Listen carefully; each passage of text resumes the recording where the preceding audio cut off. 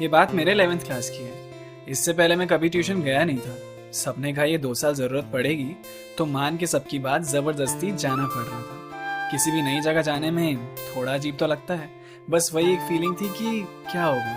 Chemistry, physics और maths की book pack करी, पहले ही दिन पता नहीं क्यों तीनों का लेक्चर होना था।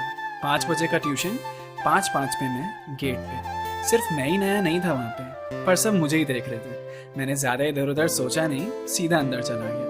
पीछे की बेंचेस खाली नहीं थी तो आगे ही बैठना पड़ गया। आते ही सर ने गुड इवनिंग बोला, बिना इंट्रोडक्शन के पढ़ाई की बातें शुरू। बोर्ड पे कोई केमिकल फॉर्मूलाज लिख दिया और कहा, जल्दी से सॉल्व दीज टू। सारी क्लास शांति से कॉपी पे पेन चलाने लगी। कोई जाना पहचाना क्वेश्चन था वो, चीज़ें थोड़ी बहुत समझ आने लगी। 5 मिनट के बाद क्लास का गेट खुला। मैं कम इन सर? थरथराती सांसों तले उसने बोला। सबकी नजर गई दरवाजे पे, पर मेरी हटी ही नहीं। सहमी हुई मुस्कुरा रही थी वो। पहले ही दिन 15 मिनट लेट थी। बिखरे हुए बाल, माथे पे पसीना, झुकी हुई नजरें, बस अब और देर बाहर नहीं रहना चाहती थी।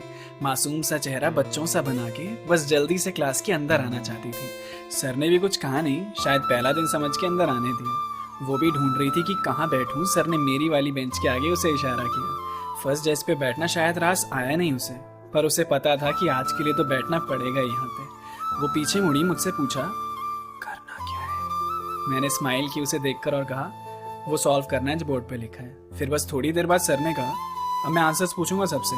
फर्स्ट बेंच पे उंगली दिखाई और उसे खड़ा किया। तुम्हारा नाम क्या है बच्चे? आंसर से ज्यादा वो नाम सुनने की उत्सुकता थी मुझे। मैंने भी कान खोल लिया और बैठ गया इत्मीनान से। उसने बोला, sir Shweta, I am Shweta. Sir ने कहा, ओके, पहले का आंसर बताओ बेटा।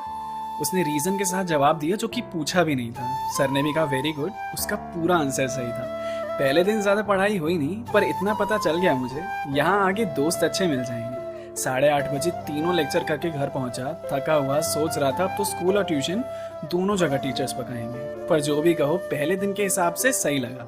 थका हुआ सा था ही मैं, बिस्तर पे जाते ही बस सो गया। अब अगले दिन जब क्लास पहुंचा तो काफी जल्दी पहुंच गया। मेरे अलावा बस श्वेता ही दिखी मुझे। मैंने थोड़ा सोचने के बाद उसे हाय किया। उसने भी हेलो बोला और फिर थोड़ी बहुत बात हुई। कौन सा स्कूल है, 10th का रिजल्ट, मैंने मैथ्स और उसने बायो क्यों ली। सेकंड लास्ट बेंच पे बैठे थे हम दोनों। मैं 3rd रो में था और 2nd रो में वो बता रही थी अपने बारे में और ऑब्वियसली मैं भी बता रहा था। उसे फिजिक्स कितनी बेकार लगती है और मुझे केमिस्ट्री।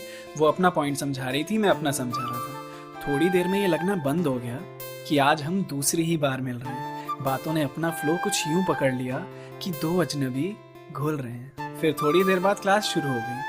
फिजिक्स की क्लास थी अभी, तो छोटे मोटे डाउट्स वो मुझसे पूछती रही। ये हमने डिसाइड कर लिया था कि केमिस्ट्री में वो मेरी हेल्प करेगी और फिजिक्स में मैं उसकी।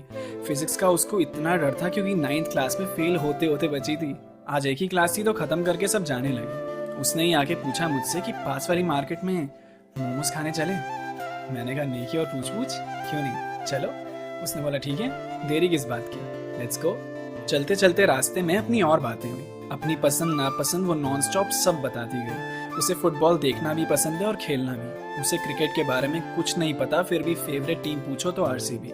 उसका बचपन से ही सपना डॉक्टर बनने का है। इस गोल के लिए वो सच में काफी सीरियस है।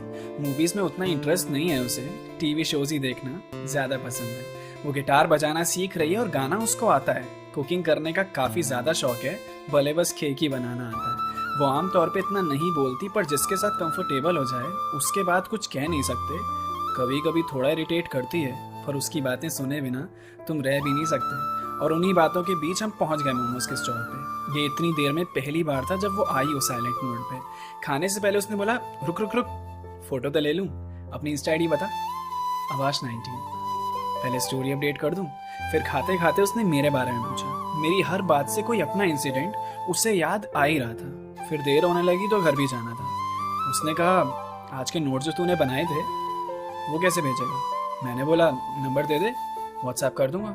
उसने कहा, नोट कर, याद से दे देना। फिर हाथ मिलाने के बाद हम चल दिए अपने रास्ते। मैंने सोचा ट्यूशन इतना खतरनाक होता नहीं है अगर दोस्त मिल जाएं अच्छे। मैंने कहा, चलो एक साथ ही मिल गया, अब क्या ही टीचर्स पका लेंगे। गुनगुनाते गाते घर पहुंचा। आज थका नहीं, उसे सारे नोट्स सेंड कर दिए। फिर जैसे जैसे वक्त बीता हम काफी करीब आ गए। पार्टनर्स इन क्राइम कह लो या बेस्ट फ्रेंड्स, पूरे ट्यूशन में हम ही छा गए। मतलब नॉन स्टॉप बातें, लेक्चर बंक, टीचर्स पे पेपर बॉल्स भी फेंकते थे। पीछे वाली बेंच पे बैठ के अगली मस्तियों की